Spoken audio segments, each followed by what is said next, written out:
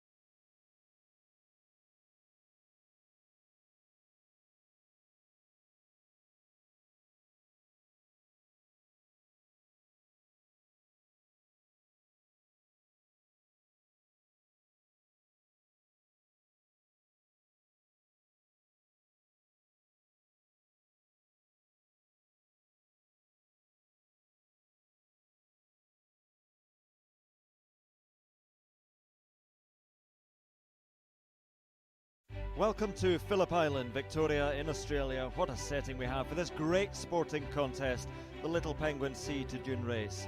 Nervous moments always as they gather on the beach, the tension mounting, and away they go. There's the defending champion, wearing his familiar navy blue and white, great waddling style.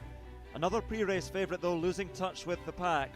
Maybe that's why. A few too many fish in the day's feeding. There's a familiar face, Skip McIntyre, 8 times a champion back in the 90s, a very successful coach now, keeping a keen eye on proceedings. This the leading group, 1 or 2 still able to put on a show for the camera, others just ploughing straight over it. Some resorting to shortcuts. Sad that cheating has crept into this beautiful sport. The judges will have a look at that.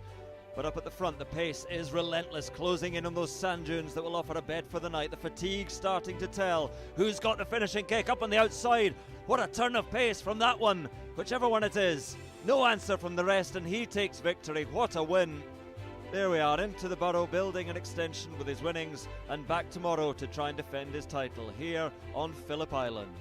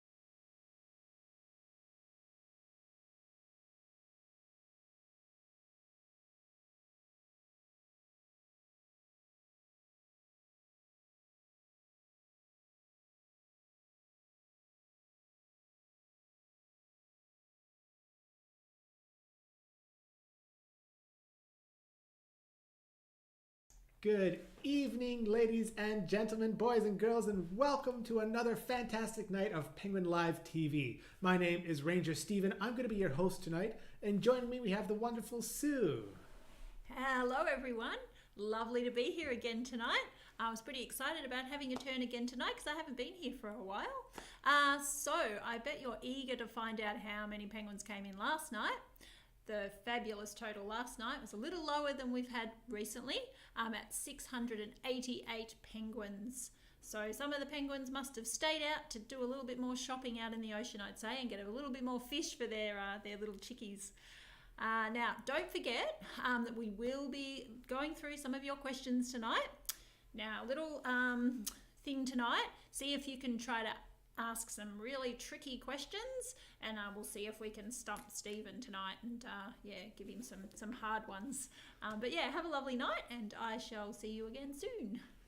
Thank you, Sue. As Sue said, please put your questions in the comments.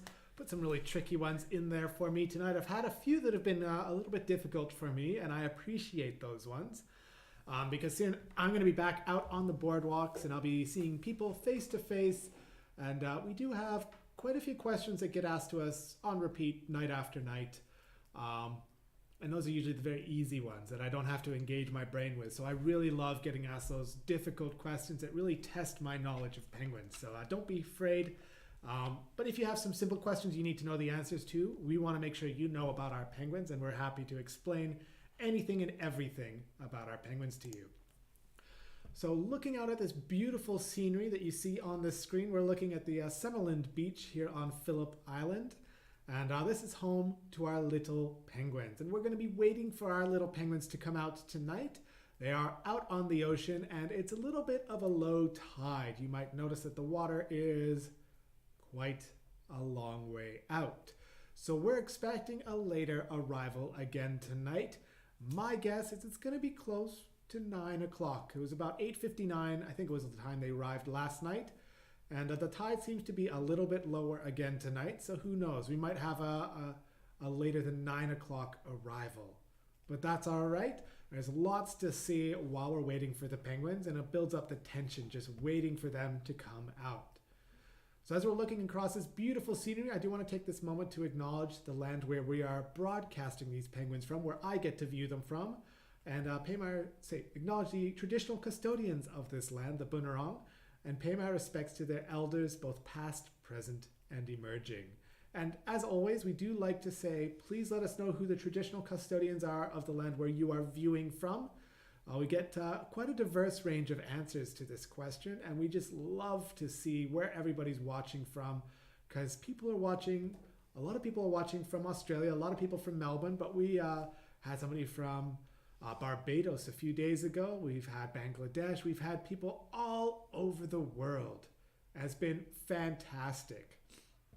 We got this beautiful view of the beach here. Ebony's just at the bottom of the screen there. I'll try and get her out of the shot.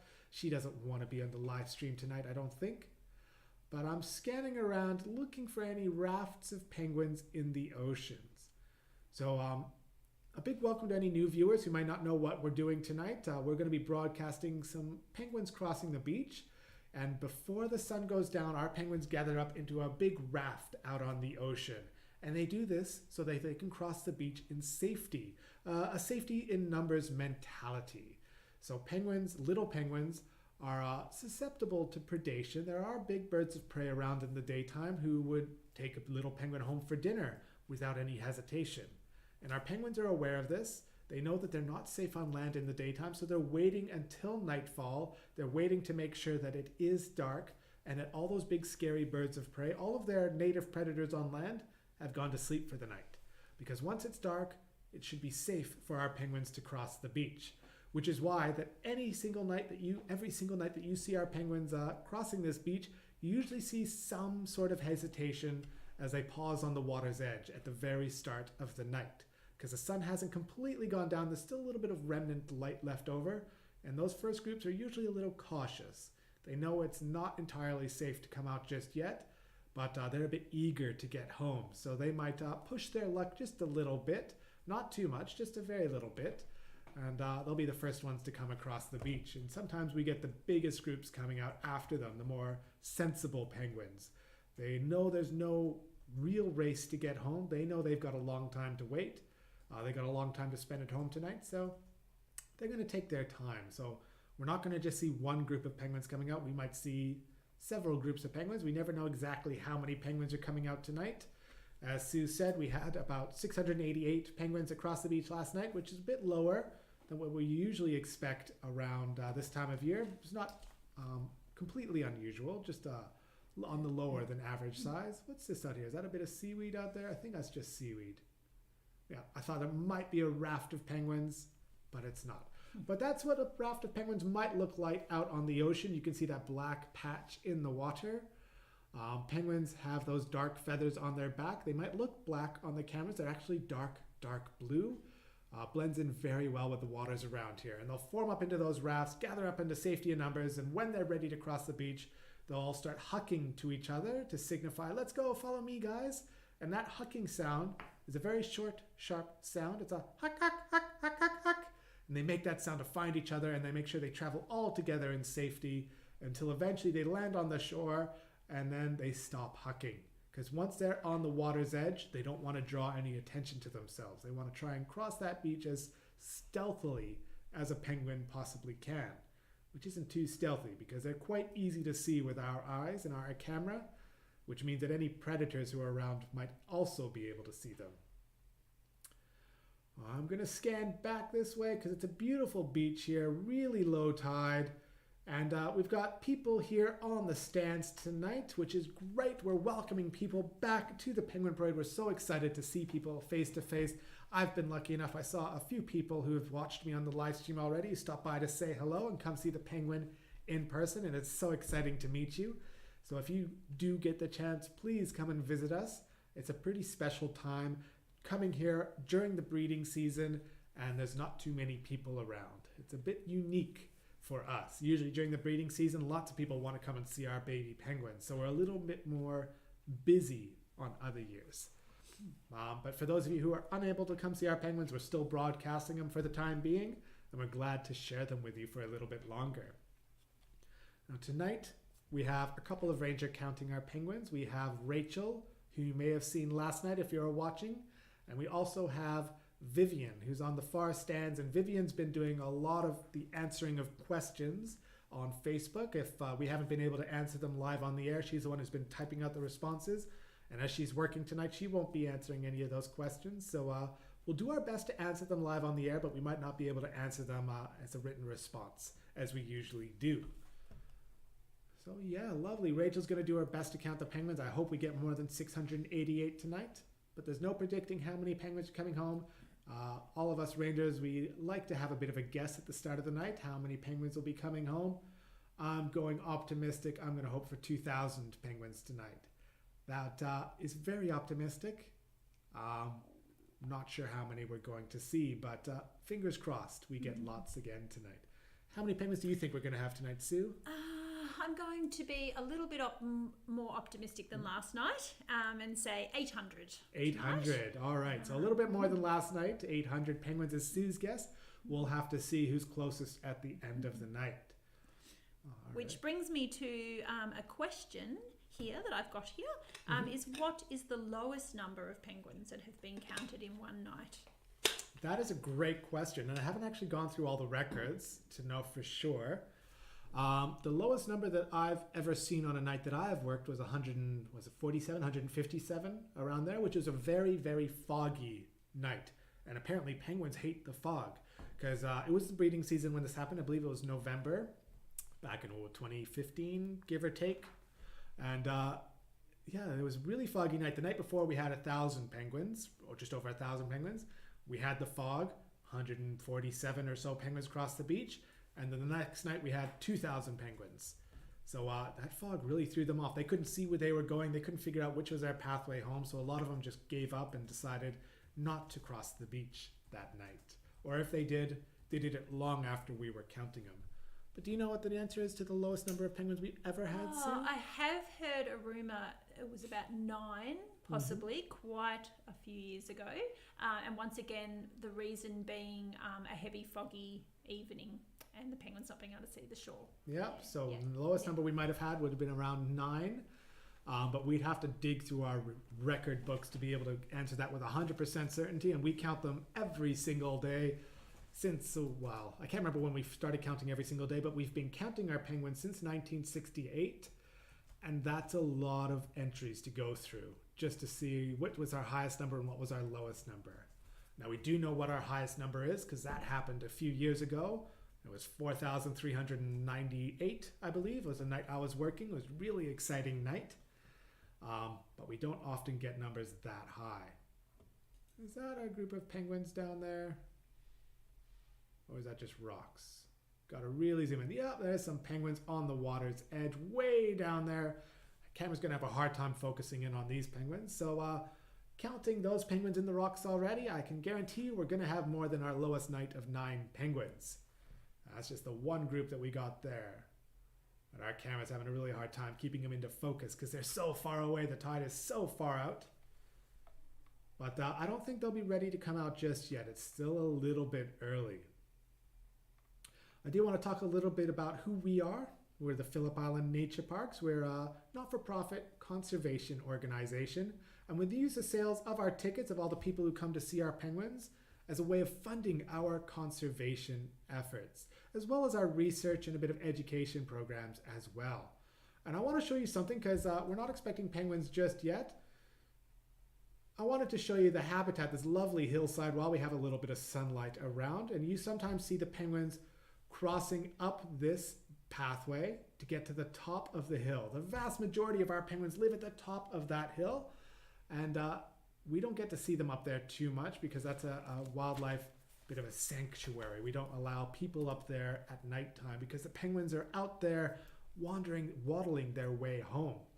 But that wasn't always the case because this penguin parade has changed quite a bit over the years. If you folks are visiting us, last century, sometime in the last century, basically from the 1920s onwards, we would be looking at the top of that hill was a housing estate. The Summerlands Peninsula's housing estate. It's about 183 homes, give or take a few, that had made there hundreds of plots of lands that hadn't been built on yet. And our researchers were going through there back in the 1980s, 1985, and they said, look, you guys, we need to get rid of this housing estate because it's going to kill off the penguins. We are losing penguins year after year after year. And the researchers went through and did a really extensive study.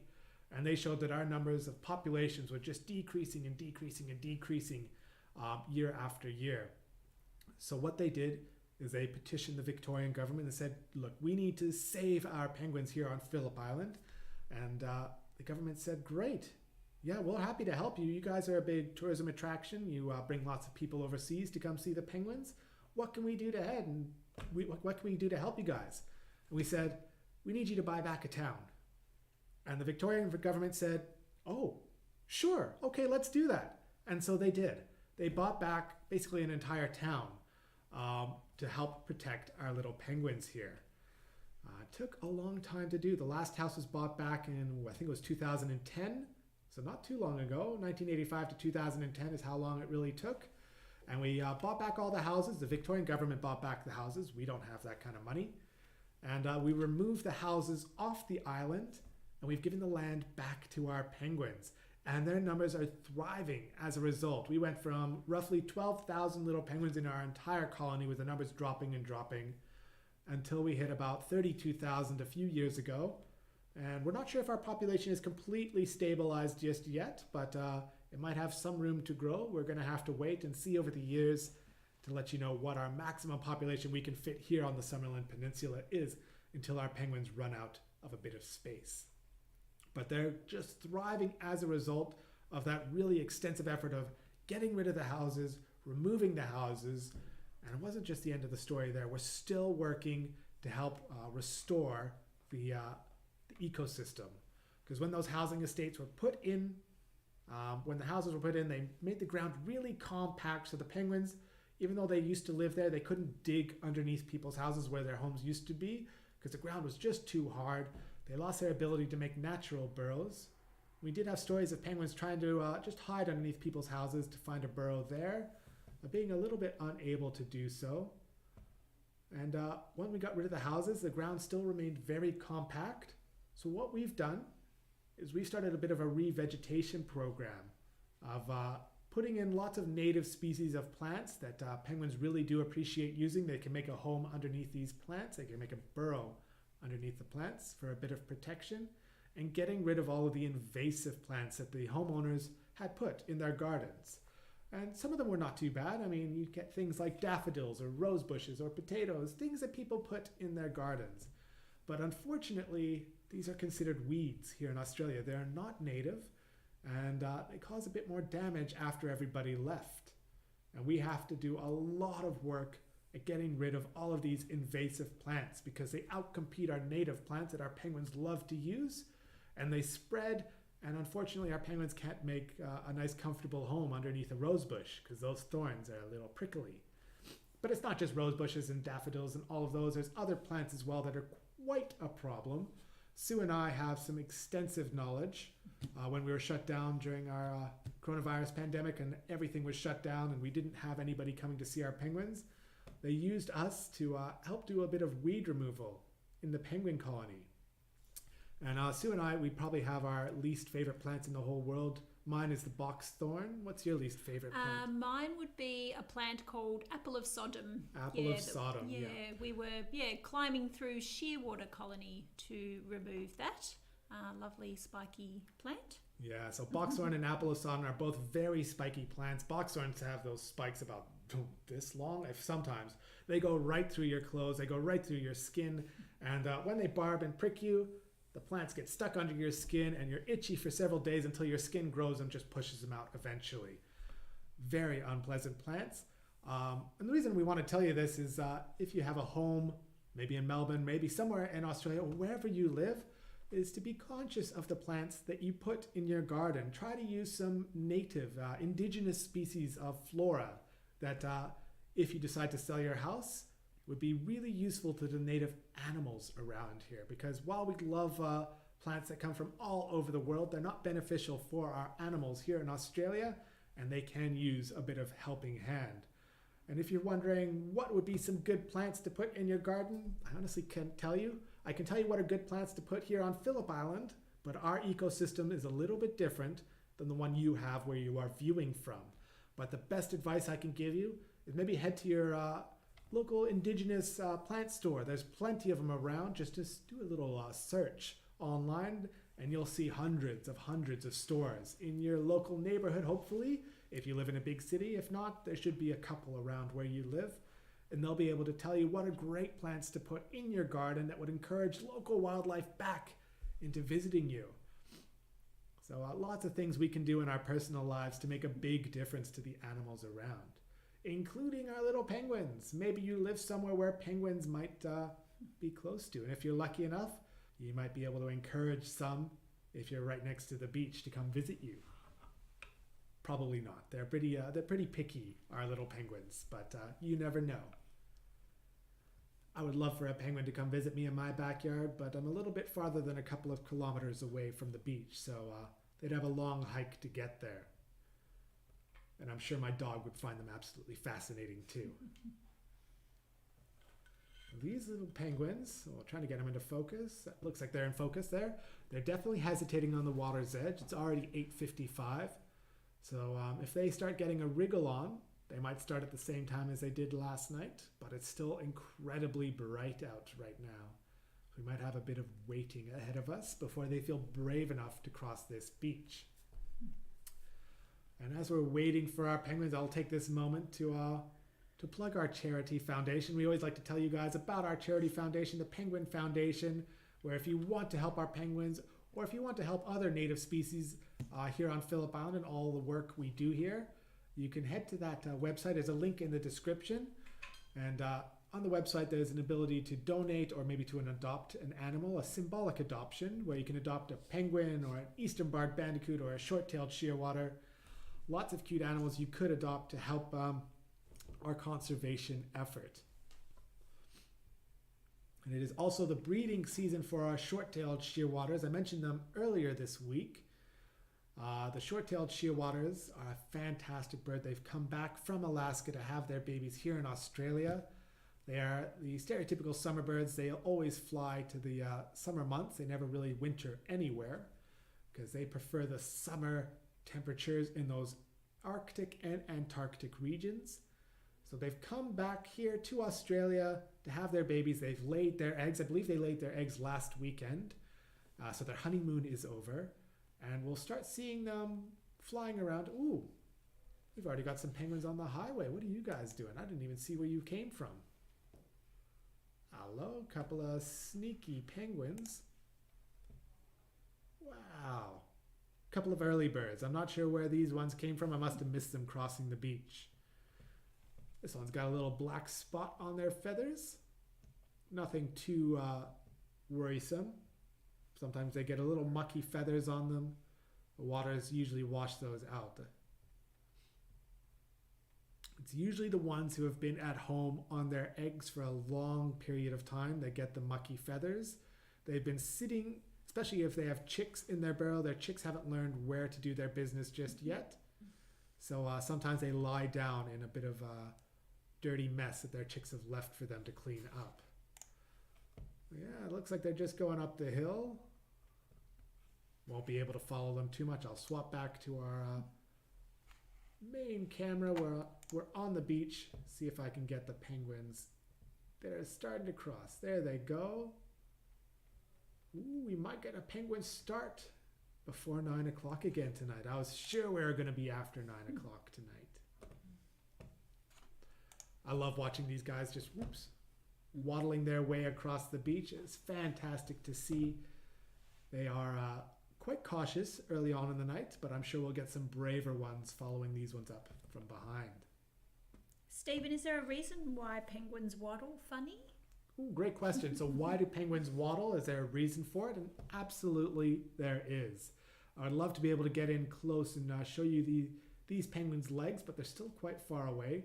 But maybe you'll be able to see the shape of their legs as they're pausing on the beach here. And if you look very closely, you can't find their knees. And that's because their knees are located inside of their torso. You might see some ankles down there, right down low, but their knees are fused together inside of their torso. They don't really have functioning knees. And if you wanted to waddle like a penguin, what I like to say is while their knees are fused they're running back to the safety of the rocks. That one penguin's like, wait, where are you guys going? No, don't leave me behind. He wasn't paying attention. He was too busy looking at his own feet, wondering, hey, I don't have any knees. Where'd they go? No, these penguins don't have any knees. So if you wanted to waddle like a penguin, put your legs completely straight and don't bend them and try to walk. And the only way to walk without using your knees is to have a little bit of a shuffle, a little bit of a waddle as you move. So our penguins, our poor kneeless penguins, they're running back to the water. They thought, nope, I don't feel safe yet. Going back to the safety of the water and back to the safety of a few more penguins that are coming out. That's a much better raft that's coming to the shore. They're going to form a nice big waddle. These ones are going to cross. We haven't had a start to the count yet, have we? No, haven't heard us start yet. No, we saw those two penguins at the top, and you might think, oh, maybe Rachel missed those two penguins. The start should have happened a few minutes ago. But interestingly enough, we don't count a start. We don't start our count, until we've had at least 5 penguins cross the beach. Because sometimes you might get a few penguins that show up and cross the beach half an hour before the rest of them. And you might get 1 or 2 penguins that do that. And then you got half an hour of 0 penguins, and then they start crossing the beach. And that throws off our count for the night. So we make sure 5 penguins cross the beach before we start counting them. That way we're sure that we have a more accurate count where we get at least a good solid first group coming. We don't have those long gaps without any penguins. And do we start counting them soon as they start coming out of the water? Oh, another great question. No. So if you're an experienced penguin counter, you're not going to count them. So you saw those group of penguins. They came about a quarter of the way across the beach, and then they ran back to the water because they were afraid. Something scared them back, and we're not going to start the count when that happens because we're going to have to count them all over again, and the count hasn't really started. So we start the count when the penguins have crossed that point of no return. And that's an area on the beach that we try to choose where we think if a penguin crosses this point, they're not running back to the ocean. It's too far for them to run back. And usually we say at least halfway across the beach. That's the bare minimum. I like to choose a point 3/4 of the way along the beach. And tonight, that's going to be beyond these rocks here. Once they hit, oh, hello, Dad with his little kid. Wanted to get a better view of the penguins. I don't blame him. Poor little guy probably isn't tall enough to see that far away just yet. But once these penguins make it into these rocks here, most of the way across these rocks, then that's going to be a start. And there we go. Rachel just called a start to the count at 9:02. So she's waiting until these penguins hit these rocks before she was willing to call a start, which is really good idea. Otherwise, we would have had a very early miscall to the start. All right, so put a guess. Oh, she's putting it through a number. Did you hear that number? Maybe Ray Sue will call him again. We're not going to announce it yet. Put a guess as to how many penguins you think are in this first waddle crossing the beach. Can you say that number again? Yeah, I was too busy talking over it. We couldn't hear it. All right, we're going to give you guys a chance to put your comments in to see if we can get the closest guess tonight. I'll give you a couple of minutes, and then Sue's going to announce how many have crossed in this first group. And I can tell you it was bigger. This group is bigger than our biggest group we had last night, which is really promising. Hopefully we'll have some more penguins tonight, at least more than we had last night. And some of you may have been worried about only having 688 penguins last night. Please don't be worried. These are just normal fluctuations to their numbers. A single night is nothing to be concerned about. Even 2 or 3 nights in a row of low numbers is nothing to be concerned about. We'd only start getting concerned when this starts to happen continually over long periods of time. That hasn't happened since the 1990s when we had a pilchard die-off and our penguins lost 60% of their food source and they stopped coming home to feed their chicks. We're not expecting that to happen tonight, but we always keep an eye on it and we're always paying attention to these numbers. That's why we count our penguins. Our penguins are a lovely indicator species that let us know what's happening in the ocean that we might not be aware of. They indicate if there's a problem happening in the environment and their behavior changes drastically, we know that we have some work to do to figure out what's happened. And these guys don't see any cause for concern because they're waddling over these rocks in numbers, which is fantastic to see. We love to see healthy, happy numbers of penguins. We like to give our penguins a bit of a health check when they're... Oh, there's another raft coming out. All right, we had a guess, maybe a few guesses in the comments. How many penguins did we have in that first raft? We sure did. Yeah, we've got some really good guesses here. We've got Janice, 106, Sean, 75, 196 was the first group.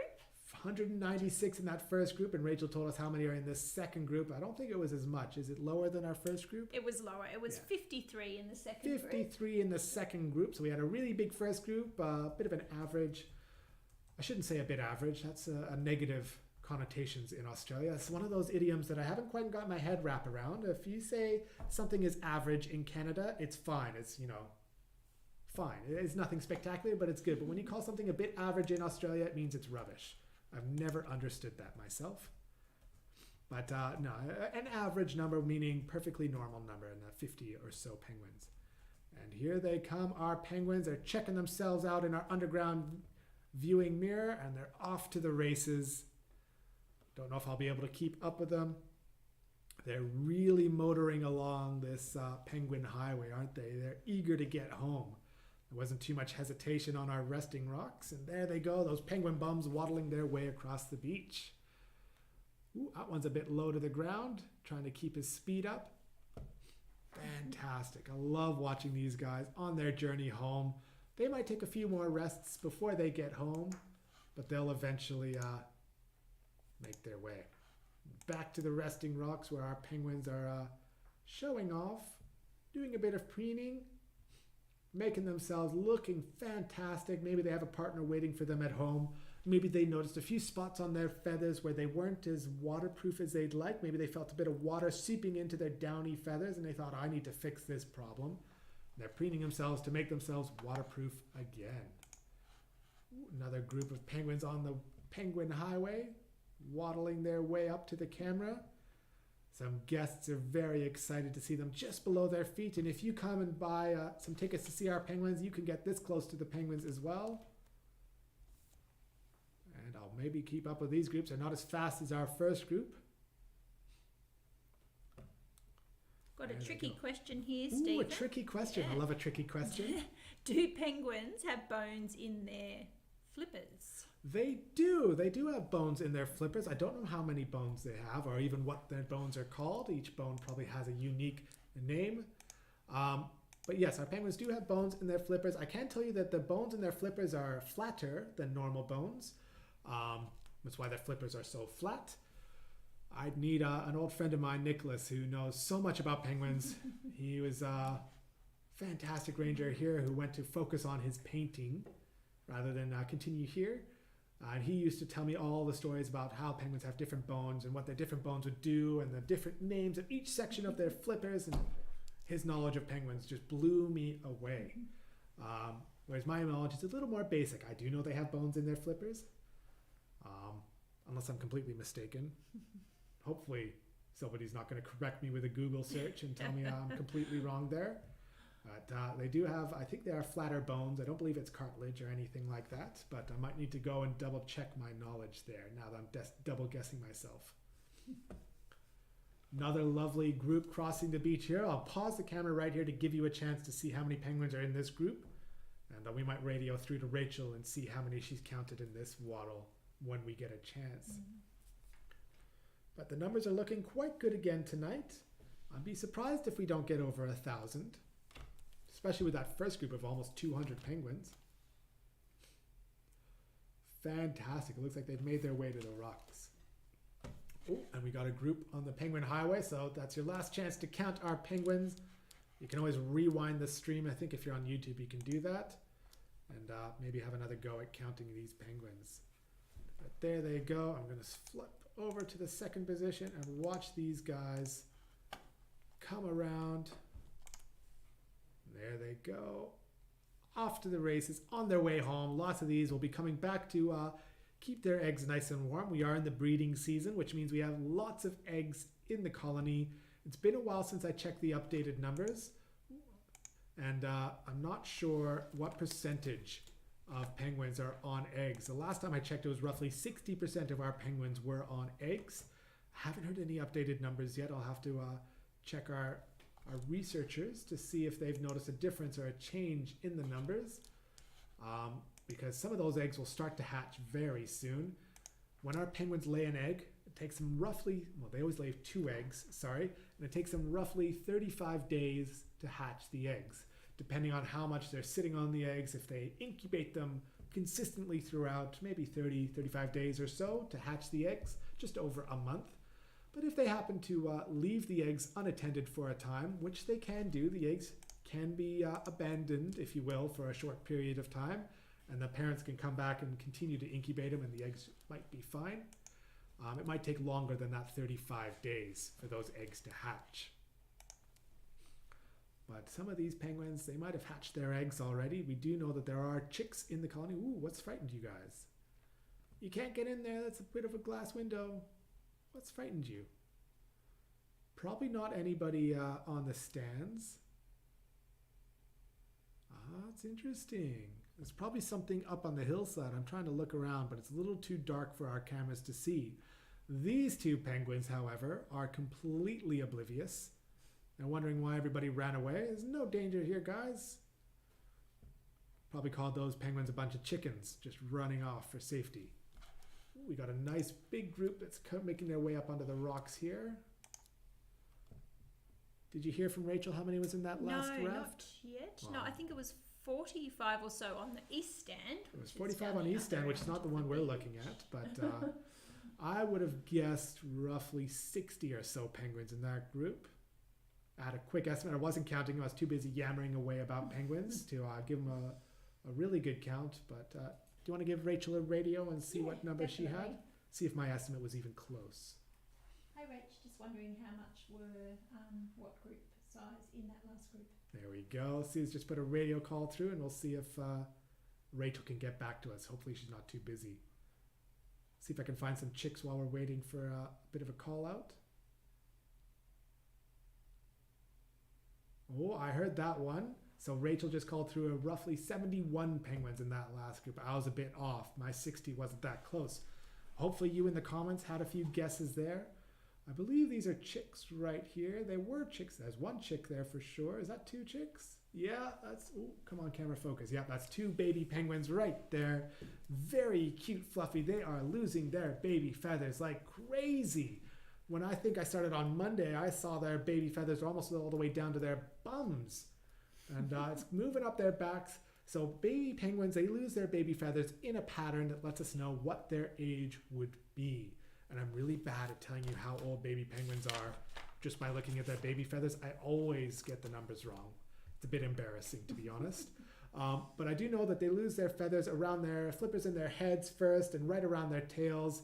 And the last place that they'll have their baby feathers is around their neck. Sometimes they'll have a bit of a hood, a little mohawk sometimes, but they'll have a scarf. It's the last place where they'll lose their baby feathers.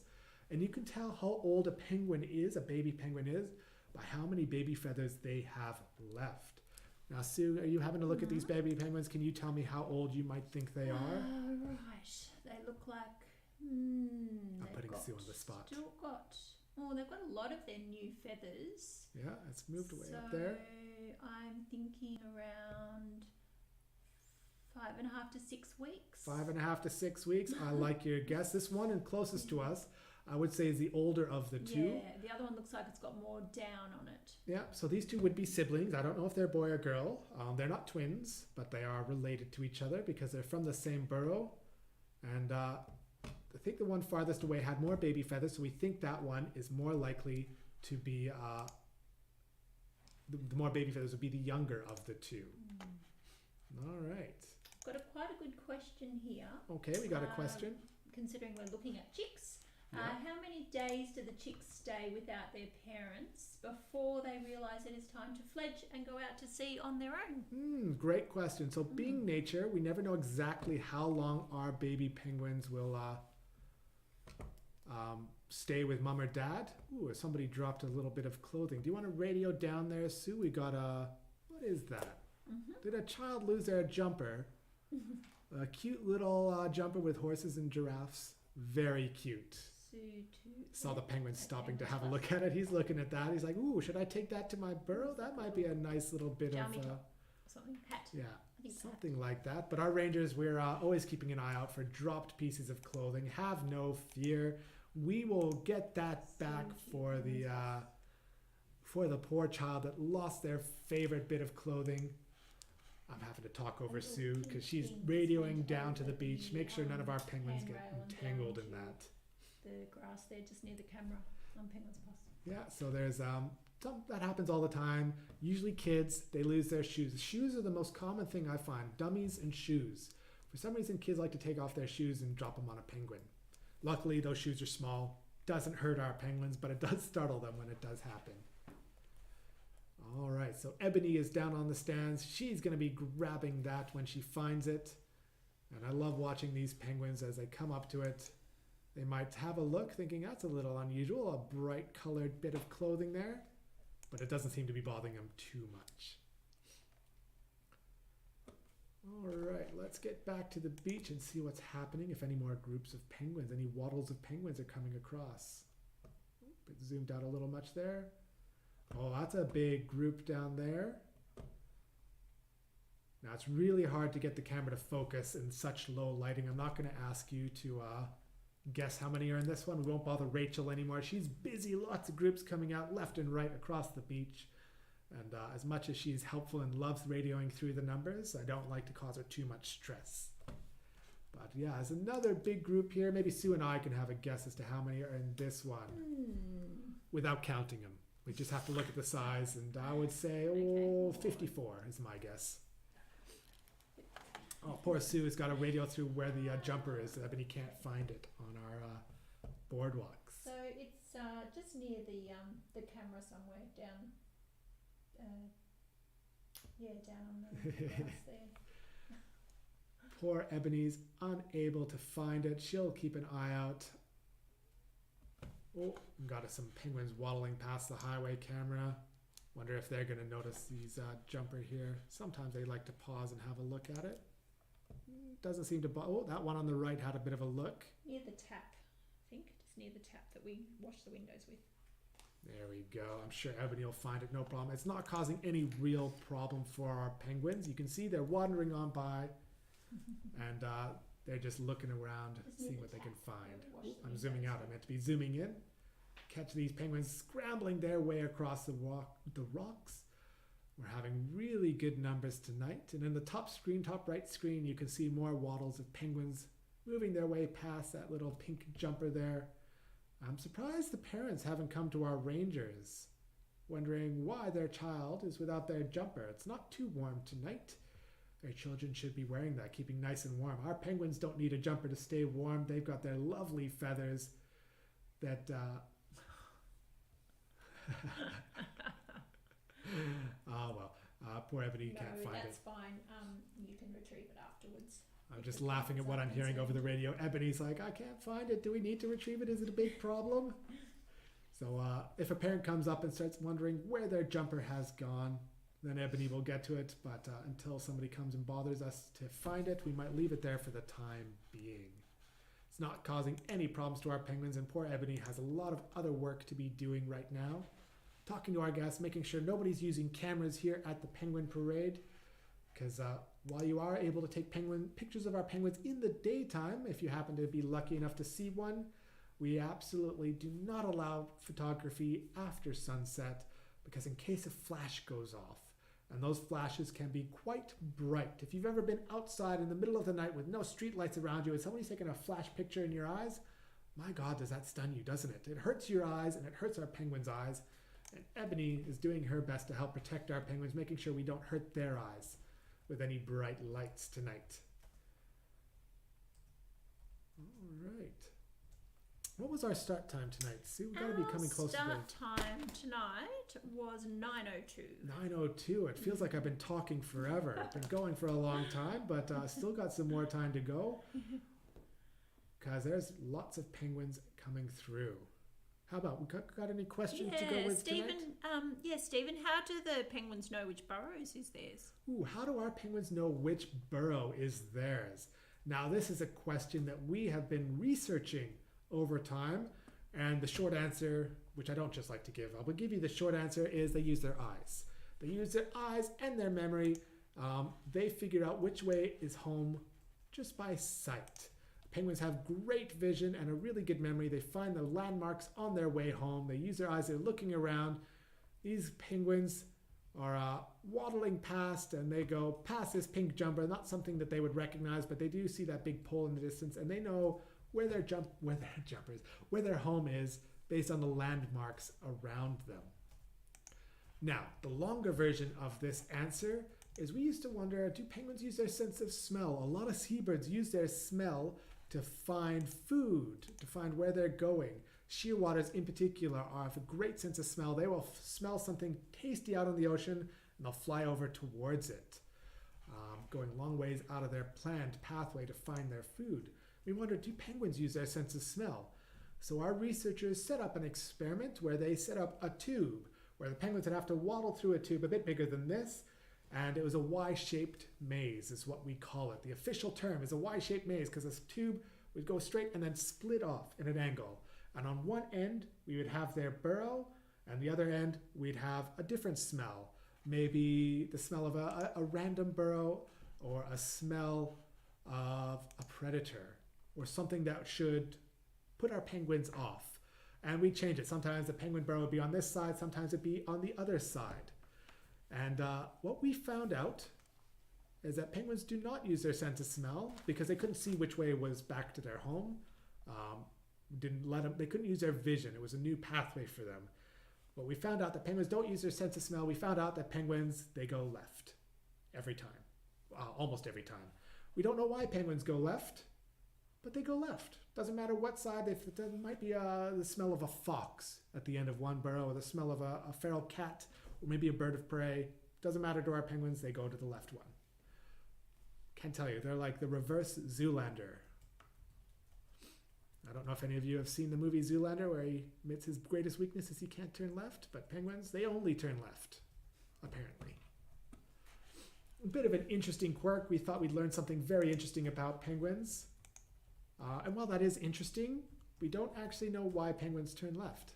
So maybe our researchers will be coming along. Maybe we'll have a PhD student who comes along and solve the great mystery of why do penguins turn left.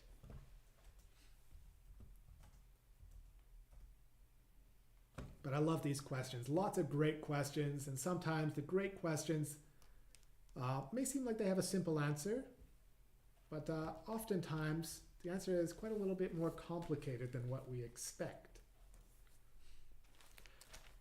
Oh, I just heard over the radio that our penguins have been crossing for 20 minutes, which means we have just a few minutes left. So we're going to ask you to put a few more questions in the comments as we're looking at these lovely penguins preening themselves on these resting rocks. I think the vast majority of our penguins have already crossed. It was a late start tonight. I don't imagine we'll have any more big rafts coming out. I do see a small group of penguins. I've got Ebony in the shot there again. In the distance, you can see just a few penguins, which means the numbers are dwindling down. But how are we going for questions? Any more really tricky ones? Yeah, we've got an interesting one here. Are any chicks ever born when it's not the breeding season? Yeah, great question. So yes, we do have chicks that are born outside of the breeding season. It's not as though penguins can only have babies during the spring and the summer months. They can have babies year-round. The only time penguins cannot have babies is during the molting season, when they're losing all their feathers and growing in a brand new set of feathers. Penguins cannot have babies at that time of the year, but if they so choose, they can have penguin babies any other time of the year. The reason our penguins choose to have babies in the spring and summer months is because there's more food on the ocean. So raising a baby takes a lot of food for a little penguin, because they're growing a penguin from hatching from the egg where they weigh, 35 grams as a newborn, I think, roughly, to where they have to go up to 1 kilogram in weight before they leave. And taking that much food to raise the babies to that size in just a couple of months, really, is all it takes for them to grow up and leave their burrow, is very stressful for our penguins. They could lose a lot of weight unless there's enough food on the ocean for them to eat. So they wait until the spring and summer months when we got a brush-tail possum here. Hello, possum, wiggling your butt on the camera. They're no threat to our penguins. He's gone off around the corner, won't be able to follow him anymore. Ringtail possums are not a threat to our penguins, so don't worry, they won't bother our penguins too much. Oops, sorry, I moved the camera really quickly. I meant to swap it over to the beach one again before I did that. I forgot the question I just answered, but hopefully I answered it already. It's been a bit of a long stream tonight, a very late arrival time. I have no doubt that we might move our start time to the stream another 10 minutes back, give my voice a rest. I'll be back again tomorrow night answering all your lovely questions. Do we have one more question to go with tonight? Okay, there, Sue? look, it's in regards to this, what we were talking about, the buyback scheme. Has the penguin colony changed much since we did buy back the housing estate? Oh my goodness, has the colony changed a lot since we did the buyback, and how has it changed? It has changed so much. Even this year alone, during our lockdown, where Sue and I got to go out with our conservation rangers and do a lot of work with revegetation, weed removal, we planted, not just Sue and ourselves, but our whole team, we planted 18,500 plants over several hectares of land. There was a lot of plants being put down, a lot of native species were being planted, and it's not because we had a bigger team helping out. We have volunteers who do this with us every year. Unfortunately, we had to not let go of our volunteers, but we had to say we can't come get you out onto the site so much because we don't want to risk volunteers. A lot of our volunteers are in the elderly category, and we didn't want to bring anybody who may be potentially high risk into an area where they might not be protected from the coronavirus. So we had ourselves doing that, and we planted 18,500 plants over several hectares of land. Can't tell you how many plants were weeds that we removed. We don't count them, but I can tell you that Sue and I have been thoroughly poked and prodded by both boxthorn and apple of Sodom in quite unpleasant ways, as well as a variety of other types of plants that we had to get rid of. And the environment would look entirely different if you did a snapshot from now between now and let's say even 1985 when we were at the peak of the housing estate. So yes, the colony has changed and it's continuing to change. It's continuing to return back to its natural state, and our penguins are loving it. We keep putting down those penguin boxes that you may have seen us show from time to time. I'll see if I can get you a view of one before I swap, before we end the night. I think that's a penguin burrow just down there with a rock on its roof. Well, you can sort of make that out. Wooden box underneath that bush. There we go, a little bit better into view there. With a rock on the top to stop the lid from blowing off. We put these boxes all around our penguin colony to give our penguins new homes into areas where we have gotten rid of a lot of those bad weeds that our penguins can't use. A lot of areas where we had compacted soil that our penguins can't dig out. We put down the native vegetation and those roots will dig down into the soil, loosen it up for our penguins so that when these boxes decompose and the penguins can no longer use them, they can start to dig underground with their little feet again. So yes, the colony is changing. All right, we might end on that. While the colony is constantly changing, we do know one thing for sure. These penguins are going back to their burrows. They're heading home for the night, and it is time for Sue and I to also head home for the night. It's been a long stream tonight, but it's been great sharing the penguins with you, sharing our knowledge of the penguins with you, and also the other species we have, like the short-tailed shearwaters. I hope to see you all again tomorrow night.